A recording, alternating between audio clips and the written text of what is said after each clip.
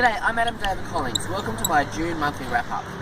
I'm here at the Williamson Seaport, and it's been an interesting month around here. A couple of weeks ago we had record-breaking floods, and this whole area was covered in water, even up on top of the walkway you can see up there. But everything's all back to normal now, and it's life as usual. So let's launch into the books. The first book that I finished in June was The Progeny by Tosca Lee. Now, this is a thriller with a touch of science fiction. Emily has had her memory erased. She doesn't remember why, obviously, but the letter from her former self says that she officially has died in a car crash. She paid extra for that.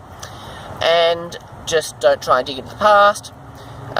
Get on with life and have a nice time. And just forget everything behind. Unfortunately, it's not long before danger finds her. Now she's on the run. People are trying to kill her. And she needs to figure out who she used to be, why they're trying to kill her, and why did she decide to erase her memory in the first place. The book centers around a group of people who are descendants of one of the most notorious female serial killers of all time. These people are called the Progeny, and they have this special ability where they can persuade people to do things, kind of like a Jedi mind trick.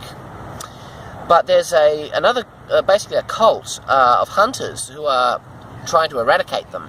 And they have the ability to harvest memories out of the mind of any progeny that they kill. So this was a really fast-paced thriller, very exciting. The extra special abilities really added something to this. I think I enjoyed that aspect a lot. There's some good character stuff in this, obviously. There's a bit of a romantic angle, which was quite interesting. And it ends in quite a cliffhanger, a big revelation. So, you know, it's the good kind of cliffhanger. It gives you, basically drops a bombshell on you, and then lets you wonder what next. This is going to be a two-part series. The second book comes out in about a year's time, so a while to wait. But I really enjoyed this. I love all of Tosca Lee's books, and this was no exception. So yeah, check out The Progeny.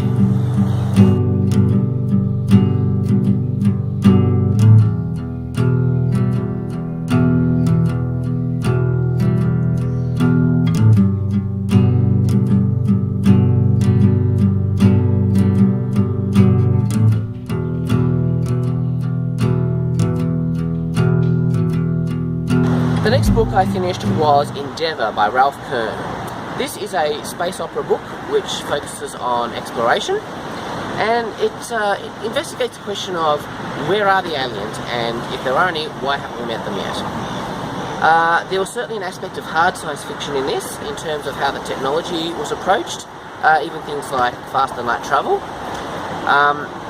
Before they developed warp drive, they developed teleportation technology. So they essentially build these massive stargates that they can fly a ship through. So they send the gate to the system they want to visit, and then they go through. Now, because of the distances involved in the story, the transmission doesn't arrive instantaneously. So they go through the gate, and it's then 25 years for the signal to reach the other gate for them to rematerialise. So by the time they go out, check out this world, and then come back to Earth, they've lost 50 years. And one of the interesting things in this story was how each time they return to Earth from a mission, they'll see how things have developed and changed. New technologies, medical stuff, new ways of cheating death and aging. You know, people linking their minds together, almost in a Borg-like collective. And it's kind of reached the point where they're going to come back from a mission to Earth, and the humans they find are going to be just as alien as the other species that they've been meeting. So that was a really interesting aspect of the story. I picked this book because I was searching specifically for something on space exploration to scratch the Star Trek itch.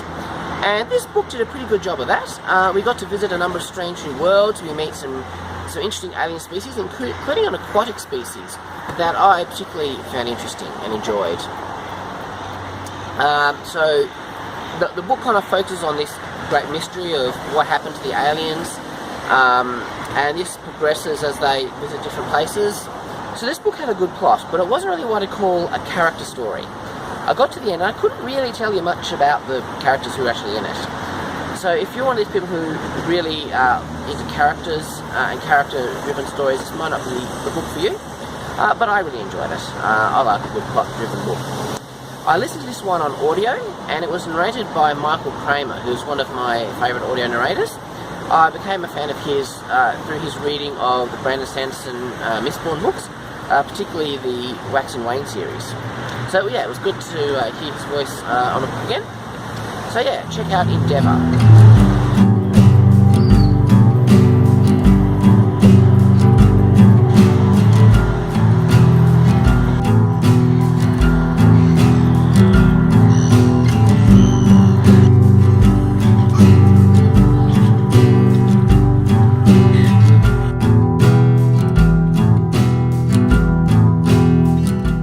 The last book I read this month was The End of All Things by Jill Williamson.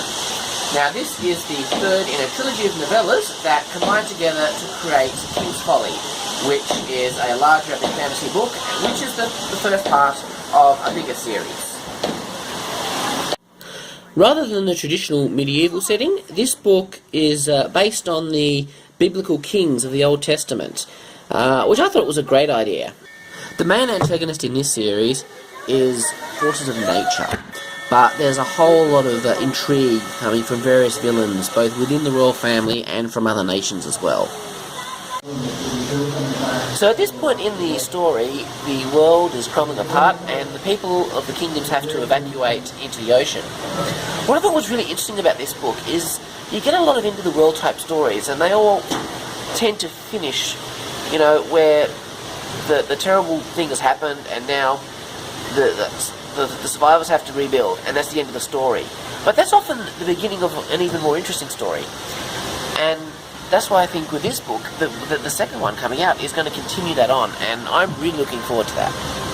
So after this, I have to rate Jill Williamson as one of my favourite fantasy authors, right up there with Brandon Sanderson. And I can think of no higher praise. Well, those are my June books, some really good ones. And I hope you enjoyed the look around Seaport and Pennyroyal here in beautiful Launceston. Don't forget to click the like button, and I'll catch you next time. Bye!